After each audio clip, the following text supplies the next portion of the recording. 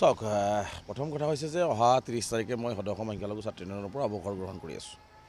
ইতিমধ্যে আমাৰ কেন্দ্ৰীয় কাৰ্যনিৰ্বাহক সভাত সিদ্ধান্ত গ্ৰহণ কৰা হৈছে 30 তাৰিখে আমি সাধাৰণ সভাৰ জৰিয়তে মই অৱসৰ গ্ৰহণ কৰিম, কাৰণ আমাৰ সংবিধান মতে বয়সৰ এটা সীমা নিৰ্ধাৰণ কৰা থাকে। গতিকে সেইটোৰ প্ৰতি লক্ষ্য ৰাখি সংবিধানক সন্মান জনাই আৰু যিহেতু মোৰো এটা দীৰ্ঘম্যাদী সংখ্যালঘু ৰাইজক সমস্যাখিনি সমাধান কৰাৰ ক্ষেত্ৰত এটা ৰণকৌশল তৈয়াৰ কৰিব লাগিব। গতিকে সেই ক্ষেত্ৰত মই নিশ্চিতভাৱে 30 তাৰিখে অৱসৰ গ্ৰহণ কৰিম আৰু এই ক্ষেত্ৰত মই অসমৰ সংখ্যালঘু ৰাইজ, বুদ্ধিজীৱী, সাংবাদিক মহল সকলোৰে পৰামৰ্শ বিচাৰিছোঁ। ইতিমধ্যে দেখিছোঁ বিভিন্ন ঠাইত বিভিন্ন ধৰণৰ কথা বাৰ্তা ওলাই আছে যে ৰাজনীতিত যোগদান কৰিম নে নকৰিম, এই কথা বাৰ্তাবিলাক লৈ ওলাই আছে। গতিকে এই কথা বাৰ্তাবিলাক মই আলোচনা কৰি আছোঁ। মোৰ শুভাকাংক্ষী, মোৰ পৰিয়াল, মোৰ আমচুৰ পৰিয়াল বা অসমৰ সংবাদ জগত, অসমৰ বুদ্ধিজীৱী মহল সকলোৰ লগত মই আলোচনা কৰি আছোঁ যে অসমৰ সংখ্যালঘুসকল আটাইতকৈ নিষ্পেষিত আৰু নিৰ্যাতিত হওক। আজি শৈক্ষিক ক্ষেত্ৰতে হওক, ৰাজনৈতিক ক্ষেত্ৰতে হওক, সামাজিক ক্ষেত্ৰতে হওক, প্ৰতিটো ক্ষেত্ৰতে আজি সংখ্যালঘুসকল নিৰ্যাতিত হৈ আছে। গতিকে এই সকলো সমস্যা আমি ৰাজপথত দাঙি ধৰিছিলোঁ। গতিকে এই সকলো সমস্যাবিলাক আমি কেনেকৈ আকৌ ৰাজনৈতিকভাৱে সমাধান কৰিব পৰা যায় বা ৰাজনৈতিকভাৱে কথা বাৰ্তাবিলাক কেনেকৈ লৈ যাব পৰা যায়, এই কথাবিলাক আমি সংখ্যালঘু ৰাইজৰ লগত সমস্যাবিলাক সমাধান কৰিব পৰা যায়, এই কথা বাৰ্তাবিলাক আমি চিন্তা চৰ্চা কৰি আছোঁ।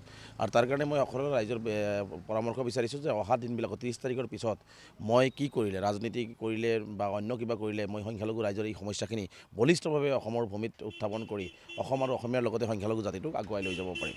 সংখ্যালঘু অধিকৃত সৃজনগ্ৰাম সমষ্টিত আপোনাৰ পদাৰ্পণটো বেছি হৈ গৈ আছে। বাকী সমষ্টিবিলাকো আছে, কিন্তু তাত কমকৈ সৃজনগ্ৰামত বেছিকৈ দেখিবলৈ পোৱা গৈছে। সৃজনগ্ৰামৰ পৰা ইলেকশ্যন খেলিব নেকি?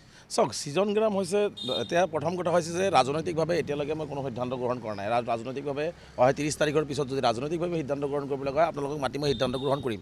আৰু কথা আহিল সৃজনগ্ৰাম হৈছে মোৰ গৃহভূমি, সৃজনগ্ৰাম হৈছে মোৰ জন্মঠাই। গতিকে সৃজনগ্ৰাম সমষ্টি আজি অভয়পুৰী নৰ্থ চাউথ একেলগ কৰি সৃজনগ্ৰাম হৈছে আৰু মই এই বঙাইগাঁও জিলাৰ বাসিন্দা আৰু বঙাইগাঁও জিলাৰ এটা সমষ্টি সৃজনগ্ৰাম সমষ্টি। গতিকে স্বাভাৱিকতে মোৰ ইয়াত ঘূৰা পকাটো বেছি হ'বই, স্বাভাৱিকতে মই ইয়াত চলা ফুৰা বেছি হ'ব, মোৰ ইয়াত সকলো মানুহ চিনাকি থাকিবই। গতিকে নিশ্চিতভাৱে এইটো কাৰণেই হয়তো কথাবিলাক ওলাই আছে যে মই সৃজনগ্ৰাম সমষ্টিত ইলেকশ্যন কৰিম। হয়, ৰাজনৈতিকভাৱে যদি কোনো সিদ্ধান্ত গ্ৰহণ কৰা হয়, নিশ্চিতভাৱে মই বিচাৰিম যে মোৰ জন্মঠাই, মোৰ গৃহভূমি, যদি গৃহভূমিতেই মই আচলতে মই অসমৰ সংখ্যালঘু ৰাইজৰ হকে কাম কৰিম, অসমৰ হৈ কাম কৰিম, কিন্তু নিশ্চিতভাৱে গৃহভূমিৰ কাৰণে অকণমান হ'লেও টান থাকিব। গতিকে মোৰ গৃহ জিলাখনতেই মই কাম কৰাৰ কাৰণে ইচ্ছা প্ৰকাশ কৰিম। নিৰ্বাচন খেলিব নে নেখেলে এই 26-ত?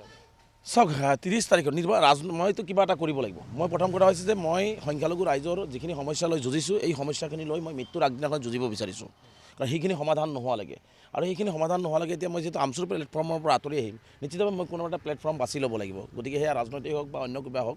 গতিকে যিহেতু 26ৰ নিৰ্বাচন ওচৰত চাপি আহিছে, যাৰ কাৰণে হয়তো কথা বাৰ্তাবিলাক ওলাই আছে। গতিকে এতিয়ালৈকে মই ৰাজনৈতিকভাৱে কোনো সিদ্ধান্ত গ্ৰহণ কৰা নাই। 30 তাৰিখে মই বিদায় লোৱাৰ পিছত নিশ্চিতভাৱে এই সংখ্যালঘুৰ প্ৰতিটো সমস্যা সমাধান কৰাৰ ক্ষেত্ৰত বলিষ্ঠ পদক্ষেপ ক'ৰ পৰা ল'লে ভাল হ'ব, তাৰ কাৰণে সেইটো ক্ষেত্ৰতে মই আগবাঢ়ি যাম। আপুনি ৰাজনৈতিকভাৱে আগবাঢ়িম বুলি কৈছে, কিন্তু ৰাজনৈতিকভাৱে আগবাঢ়িব লাগিলে আপুনি সক্ৰিয় ৰাজনীতিত যাব লাগিব। তাৰমানে ৰাজনীতিক আপুনি চাওক, ইতিমধ্যে বহুতে মোক পৰামৰ্শ আগবঢ়াই আছে। মোৰ আমচুৰ পৰিয়ালেও পৰামৰ্শ আগবঢ়াইছে, সংখ্যালঘু ৰাইজৰ পৰামৰ্শ আগবঢ়াইছে, বুদ্ধিজীৱী মহলৰ সংখ্যাগুৰু বিভিন্ন শুভাকাংক্ষী আছে, তেওঁলোকেও মোক পৰামৰ্শ আগবঢ়াইছে যে সংখ্যালঘু ৰাইজৰ এই কথা বাৰ্তাবিলাক আচলতে সঠিক আৰু শুদ্ধ ঠাইত উপস্থাপন হোৱাত আচলতে দেৰি হৈ আছে আৰু উপস্থাপন হৈ থকা নাই, আৰু সংখ্যালঘু ৰাইজৰ কথাখিনি বলিষ্ঠভাৱে উত্থাপন হৈ থকা নাই।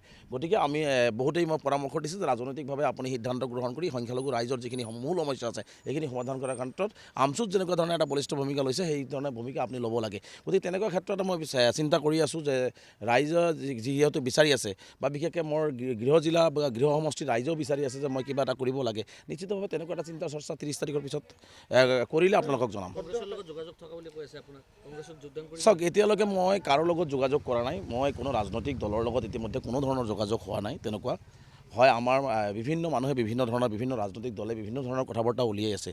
এতিয়ালৈকে প্ৰত্যক্ষভাৱে যিহেতু মই কোনো ধৰণৰ যোগাযোগ কৰা নাই, মই বিচাৰিছোঁ যে 30 তাৰিখটো যিহেতু মই সভাপতি হৈ আছোঁ, 30 তাৰিখ যোৱাৰ পিছতহে বাকী কথাখিনি মই মুকলিকৈ ক'ব পাৰিম।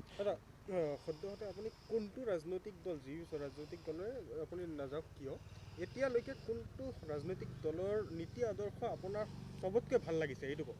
চাওক, ৰাজনৈতিক নীতি আদৰ্শৰ কথাটো এটা সুকীয়া বস্তু। মই যিহেতু এটা ছাত্ৰ সংগঠন কৰি আহিছোঁ, এটা স্পষ্ট কথা, মই মানুহৰ হৈ ৰাজনীতি কৰিব বিচাৰোঁ। মই শিক্ষাৰ হৈ ৰাজনীতি কৰিব পাৰিছোঁ, অসমখনৰ উন্নয়নৰ হৈ ৰাজনীতি কৰিছোঁ, জাত পাতৰ ৰাজনীতি মই ঘৃণা ৰাজনীতি পৰিহাৰ কৰি সমন্বয় ৰাজনীতি কৰিব বিচাৰিছোঁ। আৰু সকলোৱে এই ৰাজনীতি কৰাটো উচিত যে আমি প্ৰতিটো জাতি জনগোষ্ঠীৰ সমন্বয়ন সমমৰ্যাদা আৰু সমবিকাশ হ'লেহে অসমখন আগুৱাই যাব। আৰু সমন্বয় সৃষ্টি ভাতৃত্ববোধ থাকিলেহে অসমখনক আমি আৰু অধিক আগুৱাই লৈ যাব পাৰিম। গতিকে তেনেকুৱা এটা ৰাজনীতিৰ পৰিৱেশ মোৰ নিচিনা এজন উদীয়মান যুৱক বা আপোনালোকৰ দৰে ব্যক্তি সকলোৱে বিচাৰে আৰু তেনেকুৱা এটা ৰাজনীতি বিচাৰোঁ যিটো অসমত এই পৰিৱেশত আচলতে তেনেকুৱা ৰাজনীতি হৈ থকা নাই। গতিকে আমি এটা মূল্যবোধৰ ৰাজনীতি বিচাৰিছোঁ, আমি সমন্বয় ৰাজনীতি বিচাৰিছোঁ, ভাতৃত্ববোধৰ ৰাজনীতি বিচাৰিছোঁ। আমি মানুহ সকলো জাতি জনগোষ্ঠীৰ সমন্বয় সমমৰ্যাদা আৰু সমবিকাশেৰে আগুৱাই লৈ যোৱাৰ এটা ৰাজনীতি আমি বিচাৰিছোঁ আৰু তেনেকুৱা ৰাজনীতি হোৱাটো উচিত।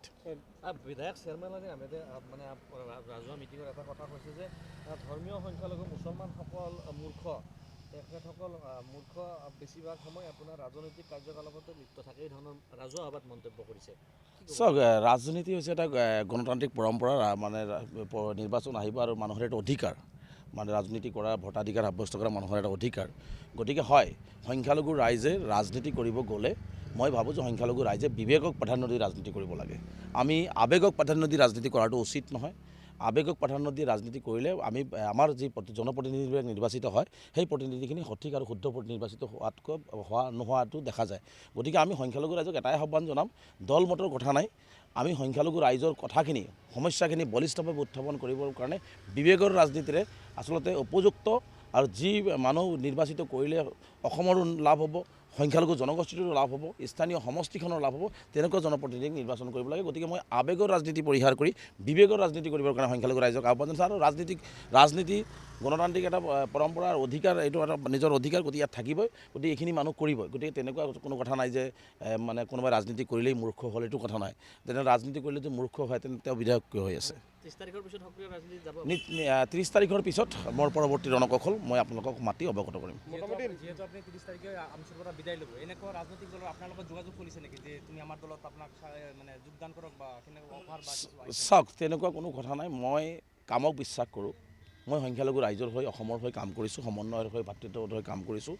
গতিকে মোৰ বিশ্বাস আছে যে অসমৰ ৰাইজে এটা সঠিক সিদ্ধান্ত মোক দিব আৰু বিভিন্ন ৰাজনৈতিক দলে বিভিন্ন ধৰণৰ কথা বাৰ্তা নিজৰ মাজত উলিয়াব পাৰে। মোৰ লগত প্ৰত্যক্ষভাৱে কোনো ধৰণৰ যোগাযোগ এতিয়ালৈকে হোৱা নাই। বহুতে বিভিন্ন ধৰণৰ কথা বাৰ্তাবিলাক কৈ আছে।